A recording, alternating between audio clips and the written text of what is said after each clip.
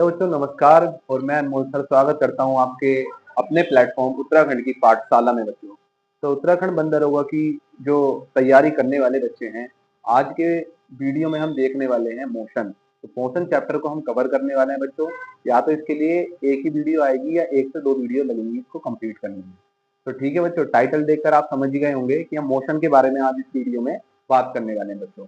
तो ठीक है, मैं केवल क्वेश्चन नहीं कराऊंगा आपको, पहले कंसेप्ट कराऊंगा उसके बाद क्वेश्चन कराऊंगा, क्योंकि कंसेप्ट को पढ़ना फिर उसको अप्लाई करना दोनों जरूरी है, ताकि आपके जहन में आपके माइंड में अच्छी सी चीजें बैठ जाएं। तो ज्यादा विलंब ना करते हुए चलिए शुरुआत करते हैं। तो दोस्तों क्या है मोशन? मोशन यानी कि गति। ठीक है बच्चों, गति। तो हमारी फिजिक्स की एक यूनिट है मोशन, गति। उसको आज हम कंप्लीट पढ़ेंगे। तो गति क्या होती है बच्चों? देखिए, इसको बोलते हैं चेंज इन पोजीशन। ठीक है, गति क्या होती है वो मैं बता रहा हूं आपको। चेंज इन पोजीशन यानी कि अवस्था में अवस्था में परिवर्तन। अवस्था में परिवर्तन। अगर ये एक लाइन आपको याद होगी तो समझ लीजिए गति आपको पता चल गई।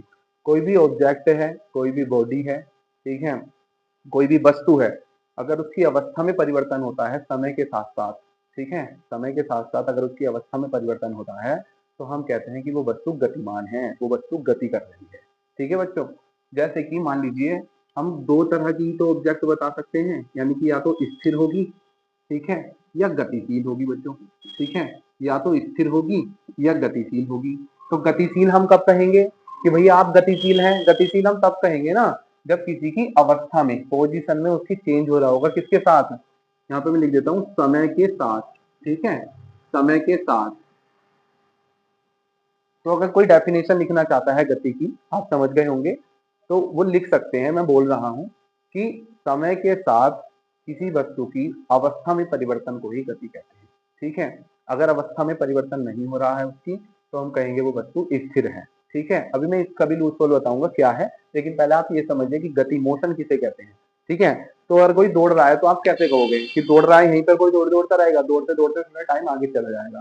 ठीक है, थोड़े टाइम में हम देखेंगे तो आगे चला गया होगा वो बंदा या बंदी, ठीक है, या कोई ऑब्जेक्ट है जैसे। तो बच्चों क्या है कि अब गतिशील चीजों में देखिए कैसे हम डिफाइन करते हैं। जैसे मान लीजिए तेज हवा चल रही है, तो हवा का क्या कोई प्रत्यक्ष प्रमाण है कि वो हवा गतिशील है? तो हम कैसे पता लगाते हैं हवा का? हम पता लगाते हैं कि अच्छा पक्षी उड़ने बंद हो गए अगर तेज तूफान आया, पेड़ कितनी तेज तेज हिल रहे हैं, ठीक है, उससे हमारे घर के पर्दे, विंडो, ठीक है, दरवाजे, इन सब से हम अनुभव करके अप्रत्यक्ष रूप से, ठीक है, प्रत्यक्ष रूप से नहीं, अप्रत्यक्ष रूप से उसकी गति का अनुमान लगाते हैं। इसका, हवा का। तो किसी भी वस्तु की गतिशील होने के दो प्रमाण हो सकते हैं। कौन कौन से प्रमाण हो सकते हैं बच्चों? एक होता है प्रत्यक्ष, जिसे इंग्लिश में कहते हैं डायरेक्ट। ठीक है, बहुत ही अच्छे से मैं टॉपिक आपको कवर कराऊंगा ताकि कोई भी क्वेश्चन में आप फंसो ही नहीं। ठीक है, और दूसरा अप्रत्यक्ष, और दूसरा अप्रत्यक्ष प्रमाण भी लिख देता हूँ। ठीक है, मतलब इनडायरेक्ट एविडेंसेस। तो हवा का मैंने बता दिया, और भी जैसे समुद्र का पता नहीं चलता कितनी देर, लहरों से पता चलता है, या कोई नाव वगैरह में जाएगा तो पता चलेगा। तो बहुत सारी चीजें हैं जिनका हम अप्रत्यक्ष प्रमाण लगाते हैं, और किसी का हम प्रत्यक्ष प्रमाण। जैसे कोई दौड़ रहा है तो प्रत्यक्ष में डायरेक्ट वो दिख रहा है कि अभी यहाँ पे था, ठीक है, अभी बी पर पहुंच गया। जैसे अभी जैसे मान लो कोई दौड़ रहा है तो ए पॉइंट से दौड़ा, कुछ समय बाद वो कहाँ पहुंच गया? बी में। तो ए से था कोई और बी पर आ गया, यानी उसकी पोजीशन में चेंज हुआ नहीं हुआ? और इस पोजीशन में चेंज होने के लिए कुछ ना कुछ बच्चों समय तो उसको लगा ही होगा ना, कुछ ना कुछ समय तो उसको लगा ही होगा। तो ए से बी तक आने में उसको जो समय लगा, ठीक है, यानी उसकी अवस्था में परिवर्तन हुआ, उसी को हम कहते हैं कि ऑब्जेक्ट जो है ए पर जो रखी थी बी पर आ गई, यानी वो गतिशील है, स्थिर नहीं है। अगर स्थिर होती तो ए पर ही रखी होती। ठीक है बच्चों, तो एक गति का पूरा कंसेप्ट था जो मैंने आपको बताया कि गति क्या होती है। ठीक है, अब हम बात करेंगे सरल रेखा में गति, क्योंकि दो तरह की गति हम पढ़ने वाले हैं। एक होती है सरल रेखीय गति और एक होती है वृत्तीय पथ में गति। ठीक है, तो अब गति के मैं दो टाइप आपको बताने वाला हूँ। गति के दो टाइप मैं आपको बताने वाला हूँ, वो क्या है?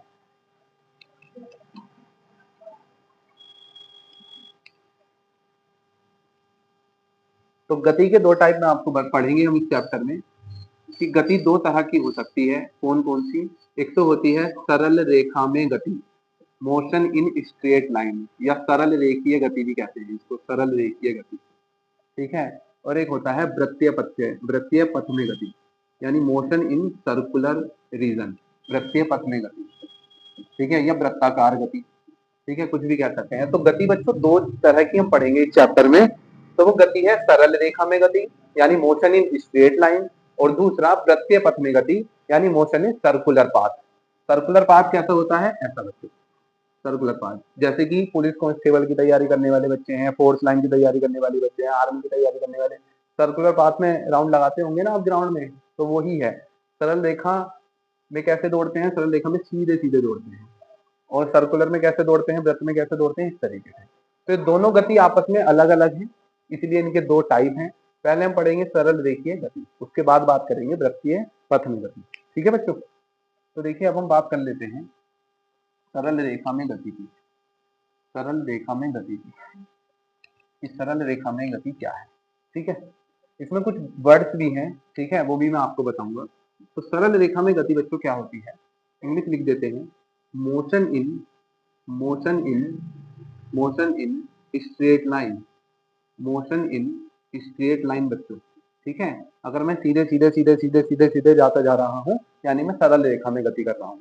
जैसे किसी की मम्मी ने उससे कहा बेटा सीधे ही चलिए, जैसे एक चिल्ली आपने देखा होगा, तो उससे उसकी मम्मी ने कहा था कि सीधे ही जाना।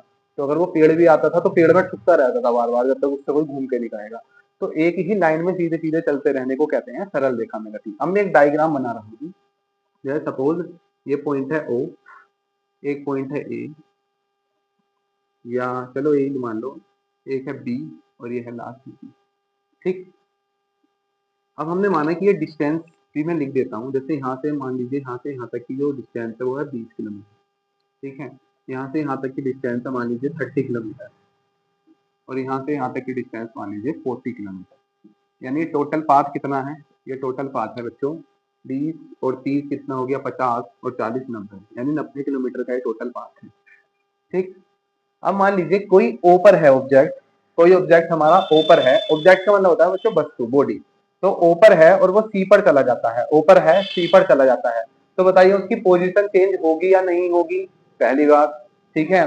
दूसरी बात, ओ से सी तक जाने में उसको कुछ समय लगेगा या नहीं लगेगा? लगेगा, ठीक है। ओ से सी तक की कुछ डिस्टेंस है या नहीं है? है बच्चों। तो यानी ओ से सी तक में वो कुछ डिस्टेंस कवर करेगा। कितनी डिस्टेंस कवर करेगा बच्चों? 90 किलोमीटर, ठीक है। और 90 किलोमीटर ओ से सी तक जाने में कुछ ना कुछ उसको समय भी जरूर से लगेगा। तो हम कह सकते हैं कि जो ऑब्जेक्ट है वो गतिशील है या नहीं है? है, यानी गति हो रही है बच्चों। और कैसे गति हो रही है? स्ट्रेट लाइन में गति हो रही है, सरल रेखा में गति हो रही है। क्या वो ऐसे ऐसे जा रहा है? क्या नहीं जा रहा ना। क्या वो ऐसे ऐसे जा रहा है? क्या नहीं जा रहा। वो सीधे सीधे ही तो जा रहा है ओ से सी तक, ठीक है। तो जैसे हम हाईवे पर बाइक बाइक या गाड़ी चलाते हैं ना, तो वो सरल रेखा में गति होती है, बिल्कुल स्ट्रेट। तो ओ से लेकर सी तक की डिस्टेंस कितनी हो गई बच्चों? 90 किलोमीटर। अब मैंने सरल रेखा में गति आपको बता दिया, ठीक है। तो जब भी कोई वस्तु, ठीक है, तो सरल रेखा में गति क्या होती है कि जब किसी वस्तु की अवस्था में परिवर्तन होता है समय के साथ साथ, और वो सरल रेखा में गतिशील हो, तो उस गति को कहते हैं सरल रेखीय गति। बस ये नाम से ही स्पष्ट है कि सरल रेखा में की गई गति को सरल रेखीय गति कहते हैं, ठीक। बहुत ही आसान सी डेफिनेशन है। अब हम समझते हैं कुछ चीज। अब मैं अच्छे से बनाता हूँ डायग्राम, और मैं कुछ आपको वर्ड्स बताता हूँ क्या क्या वर्ड, ठीक है। एक शब्द है बच्चों डिस्टेंस, ठीक है। ये देखने में आसान लगते हैं पर समझ में नहीं आते तो क्वेश्चन नहीं हो पाता। और दूसरा है डिस्प्लेसमेंट, ठीक है। इसको कहते हैं दूरी, और इसको कहते हैं बच्चों विस्थापन, इसको कहते हैं विस्थापन। तो सरल रेखीय गति में हम पढ़ने वाले हैं दो शब्द अभी के लिए, दूरी और विस्थापन, ठीक है। कुछ बच्चे पहले से परिचित होंगे तो उनका अच्छे से रिवीजन होने वाला है। तो जैसे मान लीजिए मैंने फिर से एक डायग्राम बना लिया कि ये पॉइंट ओ है, और ओ से कोई पहले बी पर आया, या ओ से कोई ए पर आया, फिर ए से बी पर गया, बी से सी पर गया, ठीक है। ये टोटल डिस्टेंस बच्चों 90 किलोमीटर है, या 100 मान लो इस बार। ये टोटल डिस्टेंस 100 किलोमीटर है, ठीक है। यहाँ से यहाँ तक आएगा, यहाँ से यहाँ तक, तो उसको 20 किलोमीटर कवर करना पड़ेगा। कितना? 20 किलोमीटर। यहाँ से यहाँ तक 25 किलोमीटर, और यहाँ से यहाँ तक आएगा बच्चों, तो उसे करना कितना बच गया? 45, यानी 55 किलोमीटर, 55 किलोमीटर, ठीक है बच्चों। तो ये सब मैंने डायग्राम आप समझ गए होंगे देखकर। ओ ए बी सी, ये मैं ऐसे मार्क कर देता हूँ, 4 पॉइंट है एक पाथ पर। मान लीजिए एक रास्ता जा रहा है और उस पर ओ ए बी सी 4 पोल हैं, ठीक है। तो अगर कोई ऑब्जेक्ट ओ से सी तक गया, कहां से, ओ से सी तक गया, तो बताओ ओ से सी तक उसकी डिस्टेंस क्या होगी बच्चों। डिस्टेंस मतलब दूरी, कितनी दूरी कवर की इसने, तो ओ सी कितनी होगी, ओ से सी तक की डिस्टेंस को हम क्या कह सकते हैं, ओ सी, और यह है किलोमीटर में, तो कितना आ गया 100 किलोमीटर, ठीक है। क्योंकि जो पाथ कवर किया जाता है किसी ऑब्जेक्ट के द्वारा, उसे ही तो उसकी दूरी कहते हैं, कि भाई तुमने कितना पाथ कवर करके आए हो, कितना रास्ता तुम कवर करके आए हो, वही तो डिस्टेंस होती है। तो ओ से सी तक की दूरी को, ओ से सी तक की डिस्टेंस कितनी हो गई 100 किलोमीटर। अब दूसरी बात आती है बच्चों की ओ से सी तक विस्थापन कितना होगा, ओ से सी तक विस्थापन कितना होगा। तो बच्चों उसके लिए आपको एक विस्थापन की डेफिनेशन लिखनी होगी, जल्दी से लिख लीजिए। देखिए, किसी भी वस्तु की अंतिम और प्रारंभिक स्थिति के बीच की जो दूरी होती है उसे ही विस्थापन कहते हैं। शुरू से सुन लीजिए, किसी वस्तु की अंतिम और प्रारंभिक स्थिति के बीच की जो दूरी होती है या न्यूनतम दूरी होती है उसे ही विस्थापन कहते हैं, न्यूनतम दूरी बच्चों, ठीक है। अब मुझे आप एक बात बताइए कि ओ से सी तक अगर हम आए, ओ से सी तक अगर हम आए, तो बताओ ओ से सी तक की न्यूनतम दूरी कितनी है, मतलब मिनिमम डिस्टेंस कितनी है। अभी आप इन सबको भूल जाओ, ओ से सी तक की मिनिमम डिस्टेंस कितनी है।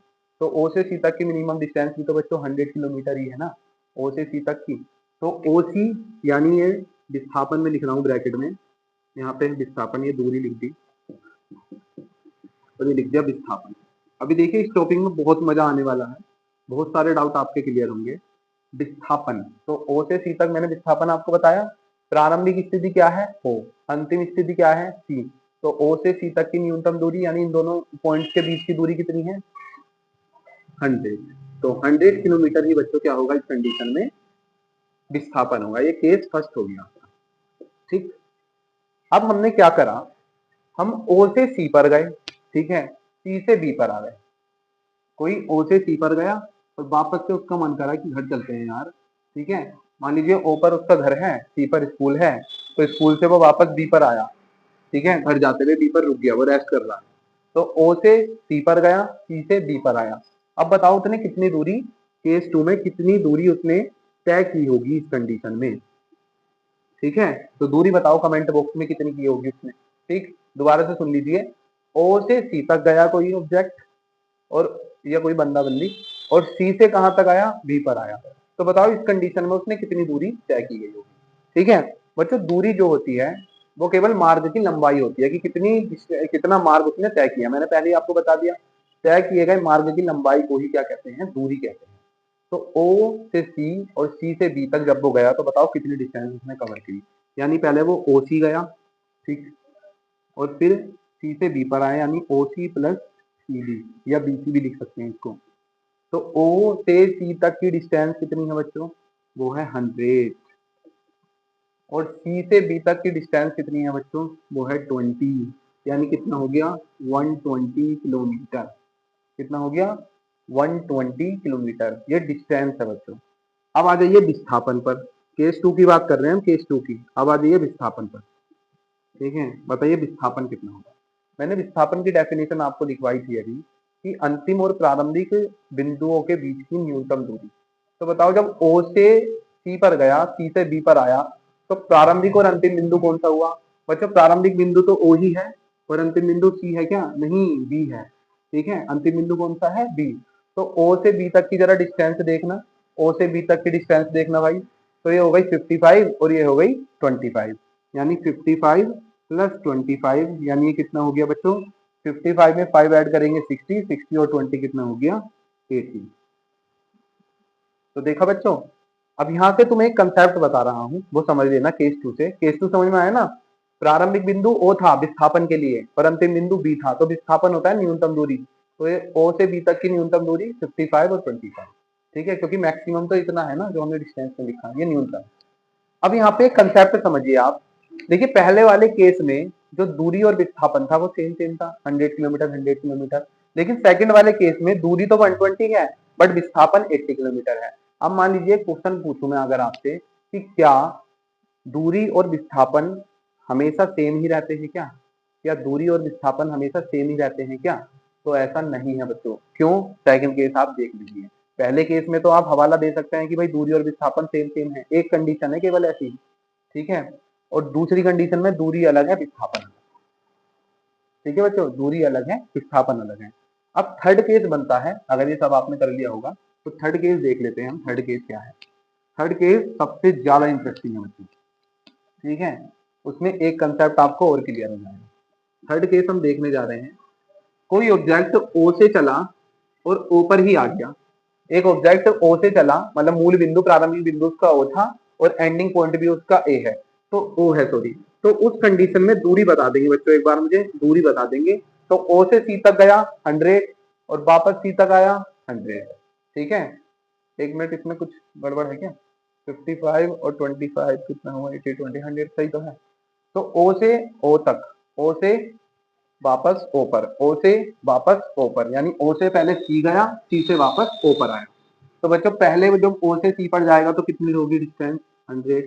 वापस सी से ओ पर आएगा, घर आ गया बेचारा अपने वो, तो 100। तो कितना हो गया बच्चों डिस्टेंस? 200 किलोमीटर। क्योंकि मैंने दूरी आपको बताई है कि तय किए गए मार्ग की लंबाई को ही दूरी कहते हैं। उसने कितना मार्ग तय किया बच्चों? ओ से सी और सी से ओ तक जाने में 200, ठीक। उसके बाद विस्थापन बताइए बच्चों, इसमें आपको और मजा आने वाला है इस केस में। देखिए, ओ से जब वापस वो ओ पर आ जाएगा तो बताइए उसका प्रारंभिक बिंदु क्या है बच्चों? ओ। अंतिम बिंदु क्या है उसका? ओ। प्रारंभिक बिंदु भी ओ, अंतिम बिंदु भी ओ। तो ऐसा भाई कैसे हो सकता है? हो सकता है ना, हो तो गया। जैसे आप घर से स्कूल गए, स्कूल से वापस घर आ गए, जैसे छुट्टी हो जाती है कि दिन स्कूल से, तो वापस घर आ गए, यानी आपका अंतिम बिंदु प्रारंभिक कहाँ से किया था आपने? घर से चलना, और वापस भी कहाँ आ गए? घर पर आ गए। जैसे ओ को मैं आपका घर बना दूं, ठीक है, ये घर बना दिया छोटा सा, तो ओ से चले ओ पर ही आ गए। तो बच्चों इस कंडीशन में बताइए क्या होगी? तो अंतिम बिंदु भी वही, प्रारंभिक बिंदु भी वही, तो बताओ जीरो नहीं हो जाएगा क्या विस्थापन? विस्थापन जीरो नहीं हो जाएगा क्या? तो यहाँ से आपको एक कंसेप्ट और क्लियर होगा, क्या होगा बच्चों? तो 0 किलोमीटर पहले मैं लिख देता हूँ, फिर कंसेप्ट की बात करते हैं। इसमें क्या कंसेप्ट छुपा है? इसमें ये छुपा है कि आपसे पूछेगा वो क्वेश्चन कि क्या दूरी जीरो हो सकती है? क्या दूरी कभी जीरो हो सकती है? तो नहीं बच्चों, दूरी कभी भी जीरो नहीं हो सकती है। कोई कुछ ना कुछ तो लंबाई तय करेगा ना, कोई कुछ ना कुछ मार्ग की लंबाई तो तय करेगा। लेकिन विस्थापन जीरो हो सकता है, क्योंकि विस्थापन अंतिम और प्रारंभिक बिंदुओं के बीच की दूरी होती है, ठीक है। तो वो जीरो हो सकती है। तो आज का सेशन यहीं पर समाप्त करते हैं। अभी मैं इसका पार्ट 2 और पार्ट 3 भी हो सकेगा तो वो कराएंगे अगले सेशन में। हम क्वेश्चन के साथ शुरुआत करेंगे, ठीक है। इससे रिलेटेड जो भी क्वेश्चन होगा वो मैं आपको कराऊंगा। तो ये सेशन आपको कैसा लगा जरूर से बच्चों बताइएगा। ये वीडियो आपको कैसे लग रही है जरूर से आपको बताइएगा, ठीक है। समझना आपको खुद होगा बच्चों, बार बार वीडियो को देखिए, कंसेप्ट क्लियर कीजिए। जब तक कंसेप्ट क्लियर नहीं होगा तब तक क्वेश्चन एग्जाम में नहीं होगा, ठीक है बच्चों। तो आज आपसे विदा लेते हैं इसी के साथ। चैनल को ज्यादा से ज्यादा सब्सक्राइब करें, वीडियो को ज्यादा से ज्यादा शेयर करें। धन्यवाद, जय हिंद, नमस्कार।